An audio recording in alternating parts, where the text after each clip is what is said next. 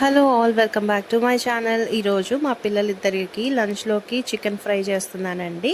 చిన్న బాబు 9 months old and పెద్ద బాబు 7 years old. So వాళ్ళిద్దరికీ సెట్ అయ్యేలాగా మైల్డ్గా నేను చికెన్ ఫ్రై చేయబోతున్నాను. సో మన రెసిపీని ఇప్పుడు స్టార్ట్ చేద్దాం. ఫస్ట్ అయితే బోన్లెస్ చికెన్ తీసుకోవాలి. దాన్ని చక్కగా ఒక 2-3 సార్లు వాష్ చేసుకోవాలి, పసుపు సాల్ట్ వేసి. తర్వాత ఇందులోకి ఒక పావు టీ స్పూన్ దాకా అల్లం వెల్లుల్లి పేస్ట్, ఎందుకంటే ఎక్కువ ఘాటు తినలేరు కదా, మంత్స్ బేబీకి కూడా నేను చేస్తున్నాను కాబట్టి అల్లం వెల్లుల్లి పేస్ట్ చాలా తక్కువ వేసుకున్నాను. అలాగే ఇందులోకి కొంచెం ధనియాల పొడి, కొంచెం జీలకర్ర పొడి వేసి లాస్ట్లో రుచికి సరిపడా సాల్ట్ వేయాలి. ఇది చక్కగా కలిపేసుకొని ఒక పావు గంట పక్కన పెట్టేసుకోవాలన్నమాట, మ్యారినేట్ చేసి. తర్వాత ఒక గిన్నెలోకి కొంచెం ఆయిల్ తీసుకొని అది వేడెక్కిన తర్వాత మనం ముందుగా మ్యారినేట్ చేసి పెట్టుకున్న చికెన్ అందులో వేసేసి ఒక పావు గంట దాకా ఫ్రై చేయాలన్నమాట ఆయిల్లోనే. ఫ్రై చేసేస్తే ఏంటంటే అప్పటికే ఒక 70% దాకా ఉడికిపోతుంది. సో పిల్లల కోసం చేస్తున్నాం కాబట్టి మనం చక్కగా ఉడికేంత వరకు ఉడికించుకోవాలి. పూర్తిగా కంప్లీట్గా ఉడకాలి. మీకు అనిపించవచ్చు 9 months బేబీకి చికెన్ కర్రీయా అని. సో నేను లాస్ట్ టైం మా బాబుని వ్యాక్సినేషన్ కోసం తీసుకెళ్ళినప్పుడు నేను మా పెడియాట్రిషియన్ని అడిగాను, చికెన్ పెట్టొచ్చా అండి అని.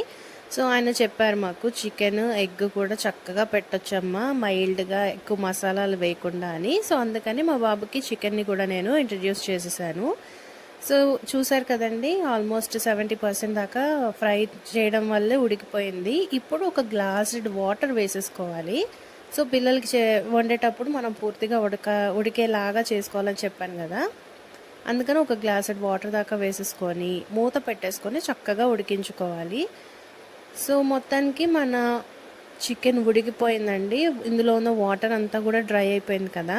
సో ఇప్పుడు నేను ఏం చేస్తున్నానంటే మా ప్రహాన్ష్కి ఒక 4 ముక్కలు పక్కన పెడుతున్నాను, ఎందుకంటే పెద్ద బాబు కొంచెం స్పైసీగా తింటాడు. అందుకని ఫస్ట్ ఇందులో మసాలా కానీ కారం కానీ ఏమి వేయకుండానే నేను ఒక 4 ముక్కలు పక్కన పెట్టేసుకున్నాను. తర్వాత స్టవ్ కట్టేయకుండానే ఇందులో ఒక స్పూన్ దాకా చికెన్ మసాలా వేసాను. సో ఒక 5 minutes మళ్ళీ దీన్ని ఫ్రై చేసేసి స్టవ్ కట్టేసి మూత పెట్టేసుకోవాలి. ఇలా మా ఇద్దరు పిల్లలకి నేను లంచ్లోకి చికెన్ ఫ్రై చేశాను. వాళ్ళు ఇష్టంగా తింటారు. మీరు కూడా ఒకసారి ట్రై చేయండి. సో మంత్స్ బేబీస్కి చికెన్ పెట్టేటప్పుడు ఎప్పుడు కూడా మైల్డ్గా ఉండేలా చూసుకోండి. చికెన్ మసాలా కానీ కారం కానీ వేయకుండా చేయడానికి ట్రై చేయండి. మా పిల్లలకైతే ఇది బాగా నచ్చింది. ఐ హోప్ మీకు కూడా ఈ వీడియో యూస్ఫుల్గా ఉందనుకుంటున్నాను.